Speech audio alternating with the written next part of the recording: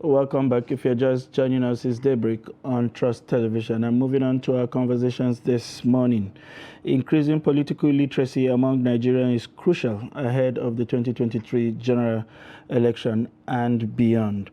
Political literacy involves understanding the political system, government processes, and the role of citizens in shaping the direction of the country. However, as the 2023 general election is barely 2 months away, how much do citizens know about their responsibilities, rights, and expectations? Joining us on Daybreak this morning to shed light on this conversation, we have in the studio Moshood Issa. He is the communications officer at Yaga Africa, a leading pro-democracy and election observation organization.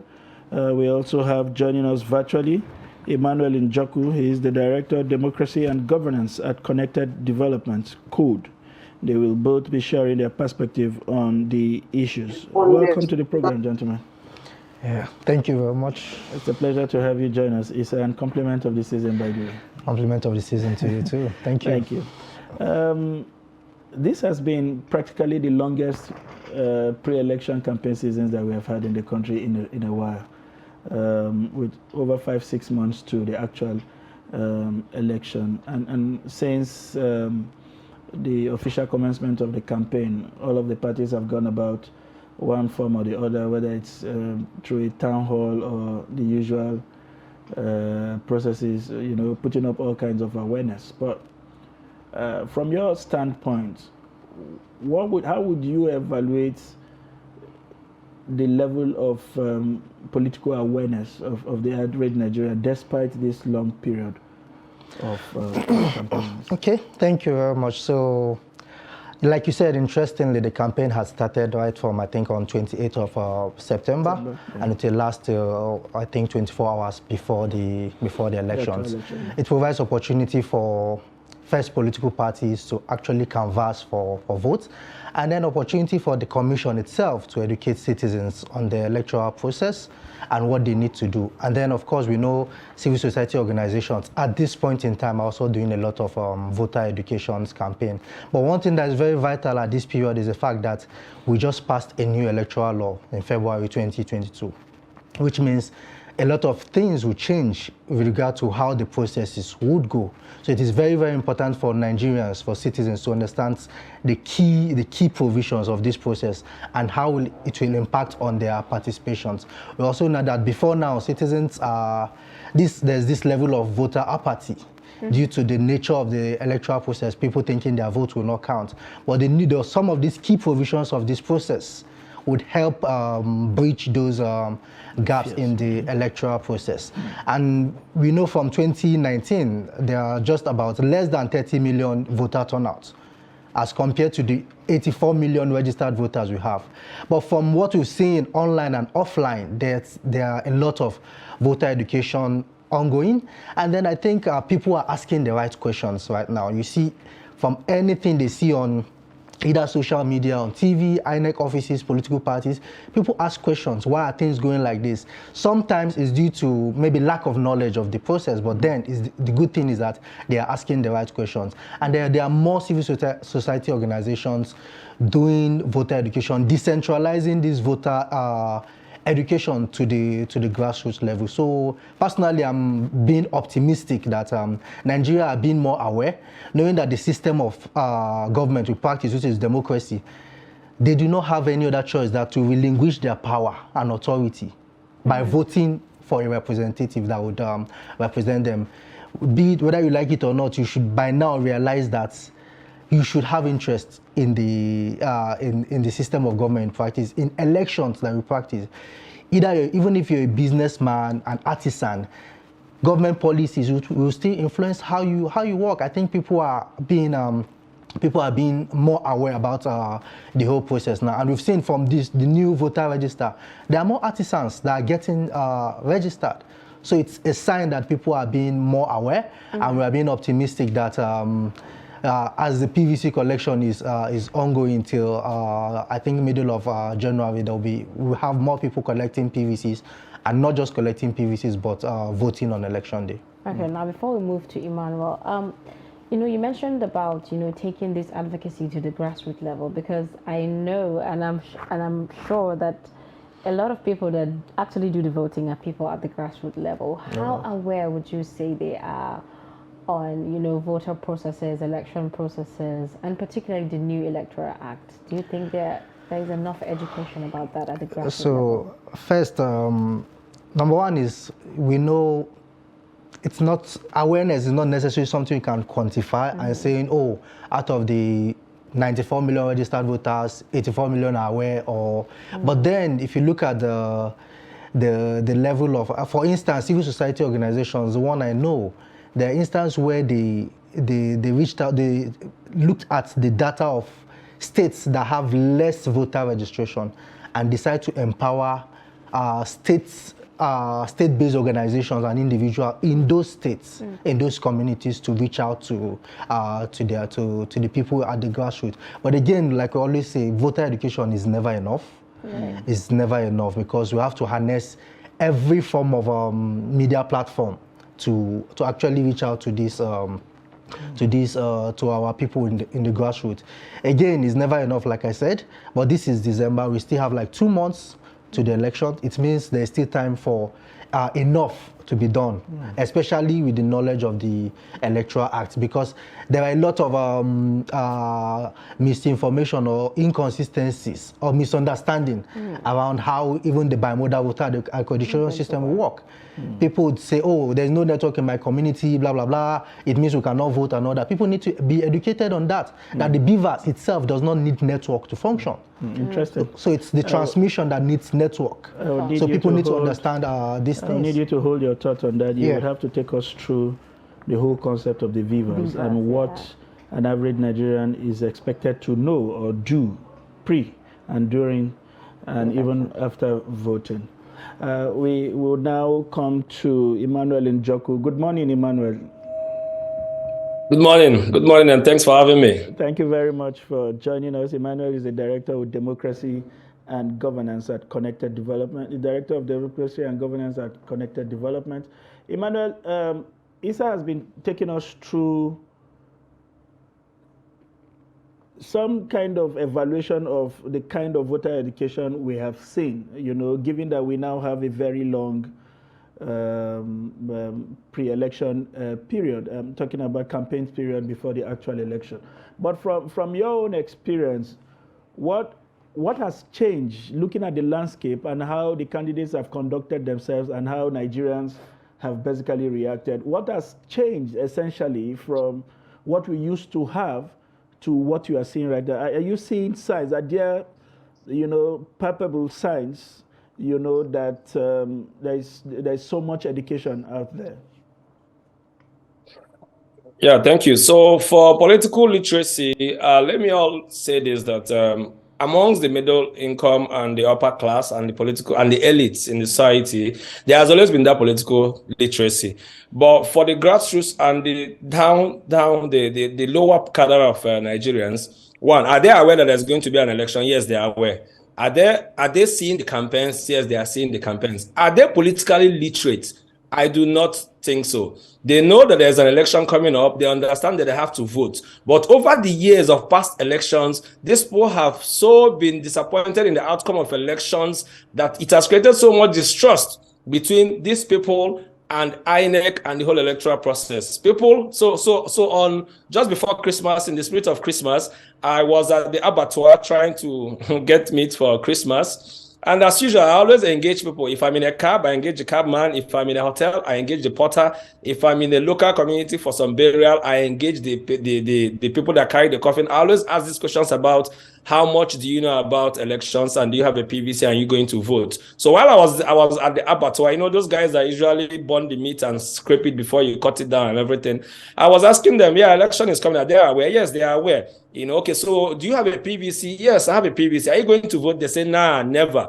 Why is that so? They tell you that, there is no need wasting their time going out there to vote, because in the past, after wasting all the time, so there is this assumption that the political class will always pick or choose or select who they want to select, irrespective of people that come out to vote. And so the people down there have this total distrust. But for the for the elites in the society, who in the past do not vote, I'm expecting that there's going to be a huge turnout of this class of Nigerians coming out this time to vote. Because in the past, they said the elites don't vote. They only watch elections on TV and on Twitter. The reason simply is because you come out, you spend the whole day queuing up under the sun, and eventually you cast your vote. But at the end of the day, the results are manipulated because our electoral laws were very weak. But with the improvement in the Electoral Act, like my brother, my guy Moshood mentioned, is a game changer with the introduction of technology, with the BVAS, with the biometric accreditation, with the transmission of results. Citizens can actually follow this process, and the political and the elites in the society who have access to such information understand that the game has changed. So I see a lot of elites and middle class upper income earners in Nigeria turning out to vote because now they're believing that their votes are going to count. But for the people down there, the grassroots, the political literacy they have is that they have to come out to vote, and that your PVC gives you access to collecting 3,000 to 5,000 naira on election day. So your PVC is a license for your vote to be bought. So they come out on the election day with a transactional state of mind, knowing that. So I was in Anambra in 2017, and I met this huge number of people who were begging me as an election observer to beg the poll class and election and the INEC election staff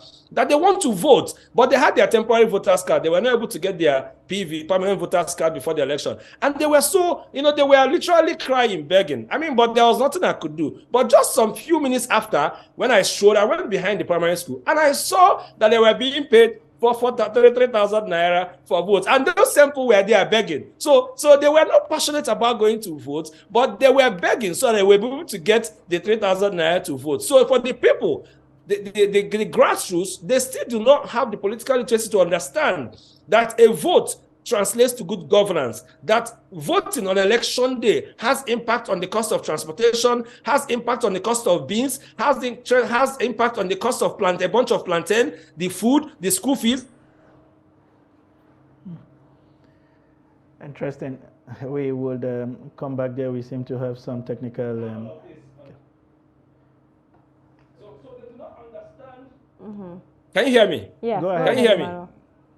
Okay, so for the grassroots, most times they do not understand how a vote will affect the cost of transport and cost their roads to the infrastructure and make education better. They do not understand. They just come out there hoping that I have my PVC. So in Osun and Ekiti State, this governorship election that happened earlier this year, you see citizens come out. Some will tell you, oh, no, they are saying that the vote is 5,000. No, don't sell yet. It's still early. Let's wait till probably around 1 o'clock, 2 o'clock, that it goes higher at that time. So citizens come out with an expectation of, selling their votes because they do not have that political literacy to understand. And for many of them that I've asked, like the people in the abattoir, when you tell them, are you not listening to what the presidential candidates are saying? They tell you, nah, that no matter what they are saying, it doesn't mean anything, that they are all liars. So there's a huge distrust. And for this to change, it has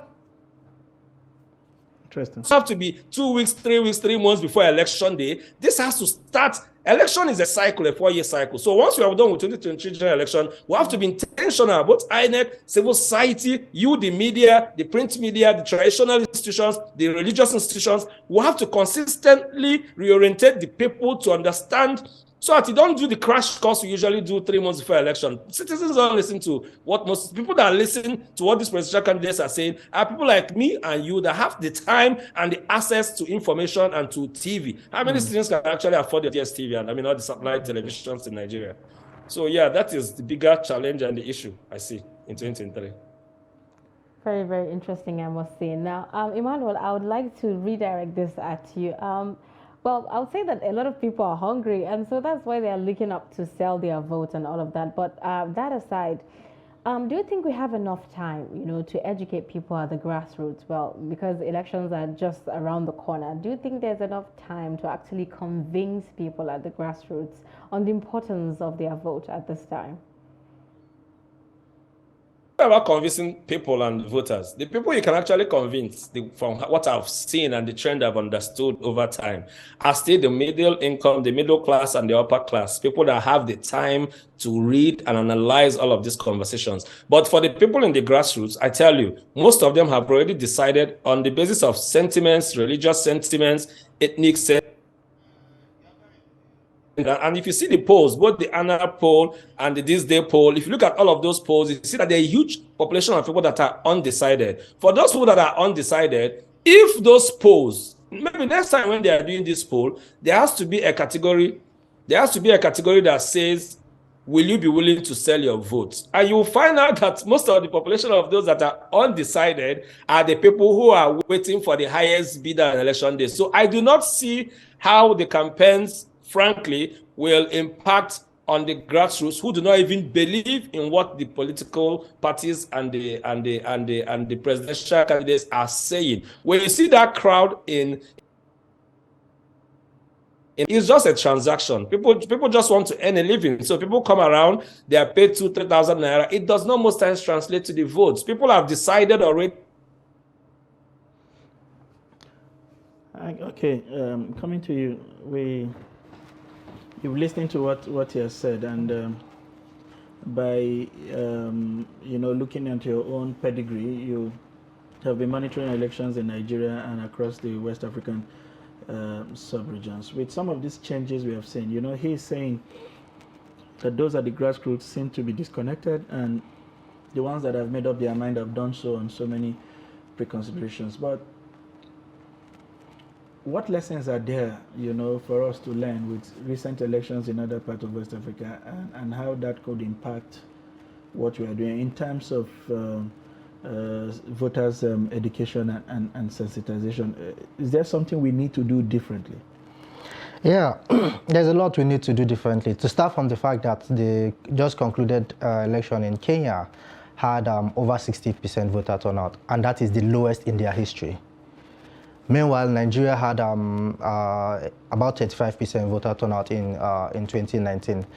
Again, there are a lot to learn from that. In the fact that election itself, first, is a sacrifice you have to make. It's a one-day sacrifice. If you say you're to spend your whole day on polling units on election day, it's actually worth it, because you see people spending 9 hours, 10 hours on the fuel queue looking for fuel. Probably if you take a better political decision, you would not have to spend those number of hours on the fuel queue. But again, the issue around vote buying. First, we have to also say the fact that it's a criminal offense.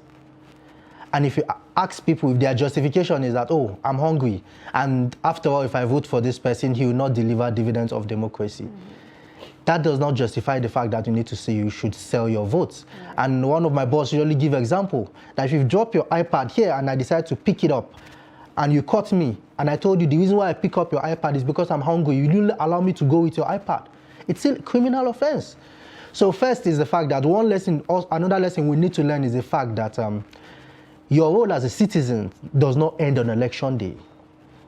Your responsibility as a citizen does not end on election day. After voting, you have a whole lot of responsibility of tracking the promises that these candidates have made and asking the right questions. And that was why during town halls, they brought different groups, Nigerian Union of Journalists, Nigerian Union of Teachers, Union of Engineers, in group, asking these candidates, what are you going to do regarding this sector? So that at the end of the day, we can ask the appropriate questions. So that after 4 years, and you gauge the performance of whoever you voted in, and that person did not perform, you can decide to make another choice. After all, the vote now counts. So the distrust is not for the outcome of election, because votes actually counts. That is why politicians decide to even buy votes, pay a lot of money to buy votes. The distrust is the distrust between delivering dividends of democracy. Oh, I spent 5 hours, 6 hours on the queue trying to vote for you, but you did not deliver on your promise. That is not a reason for you not to vote. In fact, the politicians are happy when there are lower voter turnouts, because there are fewer people to manipulate, unfortunately, or there are fewer votes to buy. But if you made up your mind that, hey, Fine, I voted for you, you did not deliver. Another 4 is an opportunity for me to vote for someone else. I don't even want to start talking about, recalling your legislator, instituting issues to recall your legislators, or ensuring that your legislator impeach your governor if he doesn't deliver on his promises. I don't even want to go there, because that's another level of conversation of civic education that citizens should even understand. That you don't even necessarily have to wait for the 4 years itself. But then citizens have to know that their role does not start and end on election day. As soon as you vote in your candidates, you create a timeline. You ask the right questions. When the politicians are campaigning, you're asking the right questions. Oh, you deliver this. As at how many months should we give you to deliver on this? As soon as that time you start asking questions, it doesn't have to be individual. Like I said, there are unions of teachers, union of journalists, engineers, different sector that can make charter of demands to these candidates, to these people that emerge, and they can ask the right questions, not as individual. So your role as a citizen does not end on election day, and it is not a reason for you to say, hey, the last person I voted for did not do anything, so I will not vote this time.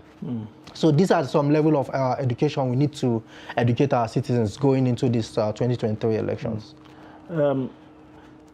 Before I come back to you, let me go to Emmanuel. You raised quite a number of issues in your last intervention, and how this whole thing is not just about a single election cycle. But where do you think we have had the most failing?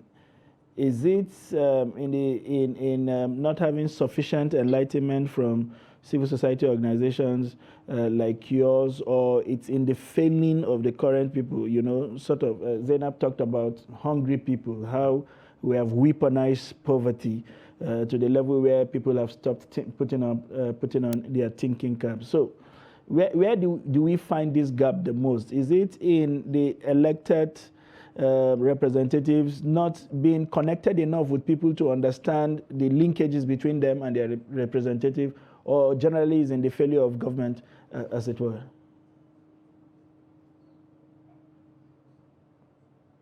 As in the failure of delivering credible elections during elections is. Can you hear me? Of course, go ahead, please. Okay, I think it's in the failure of delivering credible, because for every election that we will bungle and we will mess it up with so much violence, with the outcome of the result being terrible, you lose every opportunity to also engage Nigerians in the next election, because these things have indirect effects. So election is messed up this time. I mean, my kids who are getting up to 18 years and above for the next election, I'll tell them, don't go out there, it's violent, you can get shot in the head, so do not go out there. So for every election that would fail to deliver a very good, credible, even looking at international best practice to give a good election, we will miss the opportunity, because elections are very popular. I don't think there's any Nigerian who is 10 years and above who does not know that there's an election coming up, because every day on your TV, your local channel, there are posters, there are billboards everywhere. Everybody knows that there's an election. But understand, and frankly, you see the Electoral Act with all the sections of the Electoral Act. The citizen of Nigeria, regular citizen of Nigeria, does not really need to understand every single section of the Electoral Act. I mean, I'm an election worker, I do not even exactly know every section. So, but the citizen simply needs to know that he needs to turn up on election day at 8:30, get accredited, cast his vote, and then let the results reflect exactly what the people voted. And if that happens, I tell you, a lot of Nigerians will turn out to vote, not minding, the details of the Electoral Act. You know, but again, we keep saying this because I'll give credit to INEC, I give credit to all the electoral stakeholders. A lot of improvement has happened in our electoral laws. You know, a lot of things have changed. In the past, overvoting in our elections was simply checked with a number of registered people, the number of people that are registered in a particular unit. If there are 1,000 registered persons in a particular unit, they will thumbprint. So you over thumbprint 1,000, then it is now said that. But the electoral laws as amended, no, the new electoral law rather, because it's repealed, they totally repealed the old one. The 2022 electoral, the overvoting itself right now is no longer about the number of registered people in a particular polling unit, but it's about number of people people who have been accredited to vote. And going even deeper, I think the INEC election guidelines also further, tightens over voting to the point that it says that we're not just going to check over voting by number of people that have gotten accredited, but INEC at the end of this collection of PPCs will release the disaggregated data of people, disaggregated data of people who have collected their PPCs per polling unit. So if a particular polling unit has 1,000 registered persons, but the number of PPCs that were collected is 400, irrespective of number of people that got accredited, that the votes cannot be more than number of people who have collected their PVCs. So this gives citizens also a bit of control to know what to expect in a particular polling unit, and it puts a check on political thugs and political criminals who want to rig and manipulate numbers. So our elections, frankly, have gotten better with all of the improvements, but we'll now have an opportunity in this February and March to now do the needful. One, as INEC, security agencies, because I said the security agencies are critical stakeholders.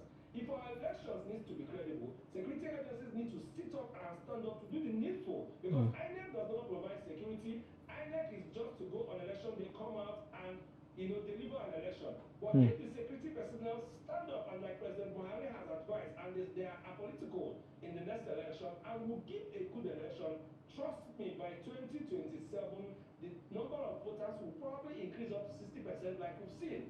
We observed the election in Kenya. Okay. For every election cycle that happened in Kenya, the least vote where they had about 60% voter turnout. You will see elections where they have 70, 80% voter turnout, and these are real numbers, not manipulated numbers. Okay, So, and yes, and Joko, before I come back to the studio, I would like to explore a bit more of what you have said. You've talked about the processes engendering confidence for the next election. Would it not be correct to also say that what we have seen in Ekiti, as well as Oshun, would have given a lot of hope? We also saw that with the FCT by-election, the neutrality of the electoral bodies, the fact that the wish of the people, was manifest in the outcome of the election. Are these not sufficient signs or pointers to what to expect in 2023? Yeah, thankfully, looking at the elections that happened after the 2022 Electoral Act was enacted, the FCT election was not that good. Then Ekiti was fair. Then Oshun, I think, was much better. Yeah, of course, this will elicit interest in people to come out and vote. But then again, I ask you, how many citizens in the grassroots across Nigeria are even aware that there was an election in Ekiti State? How many people in faraway Abia or in faraway Zamfara are even aware that there was an election in Ekiti or Osun State? Talk more of knowing how the outcome was. So for the elites and for the middle class, like I've always said, I'm expecting there is going to be a huge turnout of voters amongst these people. Because these are people who are following the process, these are people who understand the process, and these are people who are going to come out and vote. But for those grassroots, they have the highest number of people who will always come out to vote. But the question is, are they voting their conscience, or are they doing transactional voting? And that is where the work lies in the next 4 years to get down to traditional institutions, religious institutions. Religious institutions, there are churches that are mosques in every community. Before the interest of political parties start manifesting close to the election, those 3 years when the people who have won elections have moved to the state capitals and to the federal capital of Nigeria, within those 3 years without political interest, that is where the conversation and the orientation and the enlightenment needs to start happening. So within that 3 years before the last day to the election cycle, we must have gotten a lot of people to understand and believe that every vote you cast has an effect on everything that has to do with your life, from your planning. Look at people, most people don't go to farms anymore. The people you put into power are the people who are supposed to provide security for you, but they don't understand that voting is what will provide security for them to be able to go to farm and be able to take their goods to the market to earn an income. So all these conversations needs to go to the traditional institutions, to local media houses, community-based organizations across Nigeria. Then, I mean, talk about federal, NOA, Nigeria National Nutrition Agency, they say, or rather, they claim there are 774 local governments across Nigeria. But I mean, I don't know if they're taking it up. have a voter education, voter education and publicity department, and I 774 local government areas in Nigeria. But sadly, from what I understand, once elections are done, most of those offices in local governments become very, most people desert it and come back to the state capital. So we'll have let's get it. Let INEC especially, and the security personnel, let them get it right in this 2023 general election. Everything that Emmanuel has said. And again, my concern is still at the grassroots level, just like he has mentioned. Earlier, you were talking about hosting town halls, to get representatives to actually ask questions. But my question is, do people at the grassroots actually have a voice, or a platform like this to actually ask these questions? Or maybe perhaps that's why they feel they don't really need to vote, because their votes do not count regardless. But then I think looking at the recent history, even like he alluded that it's those from the grassroots that usually come out to vote more. Right. But now with the passage of the new Electoral Act and with the belief that votes will now count, it believes people from the middle class and the higher class will come out to vote. So basically, I still think we would get a good number of votes from the grassroots. Most of people at the grassroots have been registered right from 2011. And if you notice, during the election period, the Abuja itself become a bit scanty. People travel home just to go and cast their votes. Just the way they travel home for Christmas and other festive period. People travel home because that is where they are even registered. Not, of course, we know you can always transfer your registration back to where you are, but they feel they should go back to their community where they think their vote will have more impact to their people. So I still think, first, people are aware that the election will hold. People have their PVCs, but again, understanding the process also goes a long way. And I'll give a typical example in 2011, where people came out to vote for a particular party. And that particular party won in that polling unit, but that party did not win the overall election. And it became a major issue. How does a winner emerge in an election? Is it by the number of states that person wins, or the number of votes that person gets, or the person getting at least 25% in 24 states? These are this how a winner should emerge is something people from the grassroots should understand, because understanding the process also reduces the tendency of post-election violence. Again, I think the elections are getting better. I was in Ekiti and I was in Osun, and I saw a group of women rejecting monies from politicians. So these things are minute incidents that we can always see and be hopeful of, that these things can decentralize across the grassroots. So I think we'd still have a good number of voters coming out from the grassroots. I think the large number of those that registered between 2021 and now are largely from the middle class, and those that have not registered before, and those that just turned 18. But if you look at the voter register, you still see people that have registered right from 2010 who already have their PVCs. Of course, even though we know there are still over 15 million uncollected PVCs right from 2011. So the campaign now should be, first, people should understand the process. Of course, there are instances where people are agitating against the use of technology, against the use of beavers. People thinking it only has to do with internet. Yeah, and now if there's no... Take us through that process now.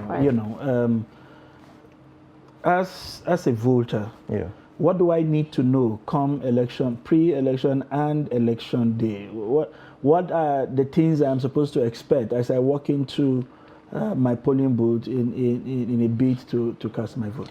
So as you approach the polling units, the assistant presiding officer will approach you, first look at your PVC and confirm you are in the right polling units first.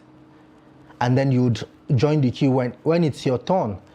The beavers will be used to scan the barcode at the back of your PVC to confirm your details is on the beavers. The idea is the beavers deployed to a polling unit has the total number of registered voters in that polling unit configured into that beavers. So you cannot take that beavers to another polling unit unless you have to reconfigure it, right? And what we also need to understand is that no matter who buys your PVC, It is only the owner of that PVC that can use that PVC, unless the person is also taking your thumbprint along. Because the beavers verify your fingerprint. If your fingerprint could not be verified, it will verify your facial. That's why it's bimodal. It does two functions: verify your fingerprint and authenticate your facials. So that is why we say no beavers, no election. If the beavers cannot accredit you, then you cannot vote.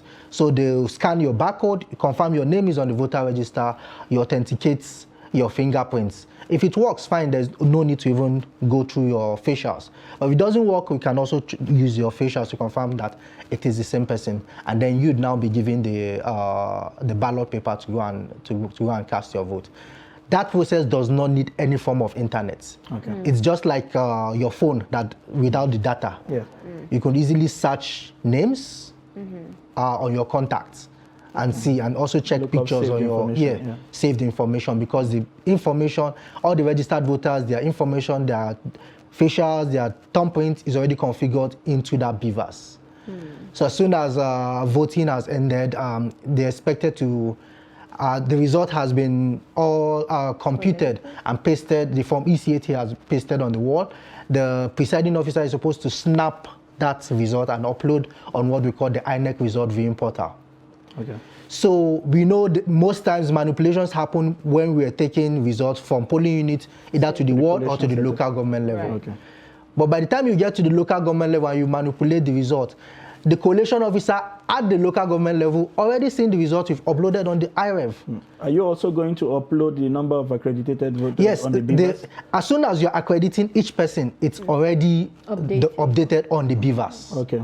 So what I'm saying is, are you going to transmit all the total number of accredited person on the beavers? So the form EC80 will have total accredited voters, the result of each political parties, spoiled ballots, rejected ballots, all on that, then you upload. So there's no how the total vote cast will be more than the total number of accredited voters. So by the time, if you try to manipulate before you get to the collation center, then you have explanation to do. And then the law says if there's discrepancy between the result on at the polling unit and the one uploaded, the one uploaded will supersede. If there is discrepancy between the manual results you are taking to the collation center and the one you've already snapped and uploaded at the polling unit, the electronic version will supersede.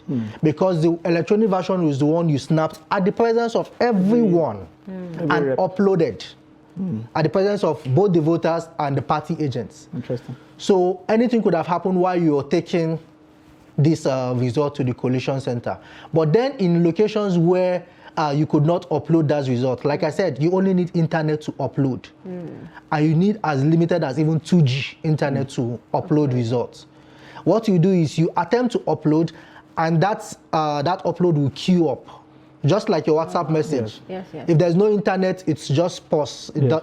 As soon as you take maybe 10, 20 steps, and then it's automatically upload. Which makes it easier. And there's discrepancy, the one you've uploaded would actually supersede. Which means people can go online on that result viewing portal, inecresult.org and then .ng, don't access that result. And people can actually collate results before it's even officially announced by the commission. So it makes the process even more transparent. So you could ask the right question and say, hey, the result you are seeing on the IREV is not the same as what you're actually announcing. Thank you very much. Emmanuel, we are coming back to you. I would like your final thoughts on what Moshood has said. It appears interesting time lies ahead, especially from the number of people we saw that attempted to get on the voters register this year. We saw the crowds across major cities, regardless of some of the challenges that we have mentioned with the rural areas and some of the innovations that we have seen that have been thrown up by the new Electoral Act or the repealed of course, the new Electoral Act. What are your expectations come February 25th, 2023? I mean, are we going to see an altogether all new kind of election in Nigeria? Well, INEC severally have said and have demonstrated that they've said rather that the elections in 2023 is going to, that votes are going to count and the election is going to be transparent. And I've had both online and offline conversations with the leadership of INEC, and at every point in time they say that they are ready. I mean, well, except for the security challenges. So yes, I believe that the votes are going to count because the Electoral Act 2022 has tied up all the loopholes. You know, before we used to have incident form where people just come and take all the names from the voter register and fill it on the incident form, and one person will do multiple tampering. And that is where most of this rubbish of manipulating results happens. All of that incident form has been abolished completely in Nigeria. So the Electoral Act, the electoral law, populations may or will happen. Then, so but I'm trusting, you know, as well that votes in 2023, votes will count in 2023. I completely believe it. But looking at the number of people now that have gotten registered in the last registration, I'm a bit concerned. And so this is also an opportunity for me to appeal to federal government and also urge the media to also join in this appeal. Now, let me break it down. In 2019 general election, about 27% of people who were registered to vote in 2019 general election were students. And putting it in numbers, that was about 22 million Nigerians who are students that are supposed to vote, mostly in higher institutions. Now, INEC are to release the data, disaggregated data of all of these, artisans, students, and all of that. But we're also expecting that there will be about 22 million Nigerians who are on the voter register that are going to vote. Now, the universities were on strike for about 8 months this year. So I'm aware that universities are running a crash program to be able to catch up with the time that they lost. Now, most of these young people, 22 million Nigerians, are students, and most of them registered while schools were on strike. They were in their parents' houses. Now, by February election, most of these young people are going to be in school. So I want to appeal to federal government. Just like we've seen in other countries, like in Kenya, the last election that happened in Kenya, federal government can declare a public holiday a day before the election, and probably on a Monday. I mean, we'll have public holidays for very unserious things in Nigeria. So election is so serious that I want to appeal that federal government can actually declare a public holiday on Friday and on Monday. This will enable people, especially these 22 million young people, registered voters. And you are aware that the voter register has about 50.5% of young people beyond these students.